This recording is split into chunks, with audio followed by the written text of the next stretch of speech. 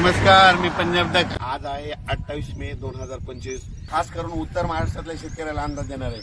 उत्तर महाराष्ट्रातल्या शेतकऱ्याला सांगू इच्छितो कारण की मी उत्तर महाराष्ट्रामध्ये म्हणून सांगतो की तुमच्या उत्तर महाराष्ट्रामध्ये आता आज आहे 28, 29, 30 आणखी 3 दिवस पाऊस पडणार आहे. त्याच्यानंतर 31 मे पासून ते 5 जून पर्यंत हवामान कोरडं राहणार आहे, सूर्यदर्शन होणार आहे. म्हणून हा अंदाज लक्षात येतो.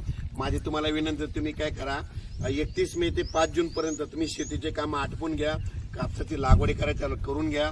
त्याच्यानंतर तुमच्या उत्तर महाराष्ट्राकडे 6 जूनला परत पाऊस येणार आहे. म्हणजे 6ला येईल, 7ला वाढत जाईल, 8ला वाढत जाईल, 9ला वाढत जाईल.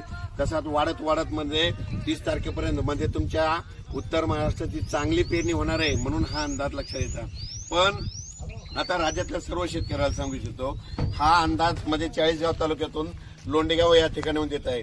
तर या ठिकाणून राज्यातल्या शेतकऱ्याला सांगतो, तुम्ही काय करा, आणखीन आपल्या राज्यामध्ये महाराष्ट्रामध्ये पूर्व विदर्भ, पश्चिम विदर्भ, दक्षिण महाराष्ट्र, उत्तर महाराष्ट्र, कोकणपट्टी, खानदेश, मराठवाडा जवळपास 30 मे पर्यंत भाग बदलत दररोज पाऊस पडणार आहे. मुसळधार, कुठं वाहून, कुठं रिमझिम. त्याच्यानंतर 31 मेला लगेच वारं सुटणार आहे.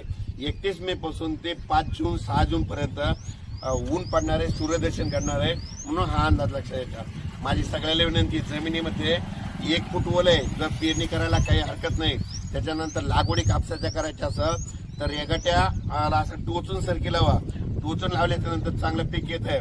आणि तुम्ही लावल्याच्या नंतर जमिनीत 1 फूट ओल असल्यामुळं तुमचे काही कापस खराब होणार नाहीत. म्हणून हे लक्षात येतं. पण राज्यात मात्र 30 मे पर्यंत राज्यात भाग बदलत पाऊस पडणार आहे.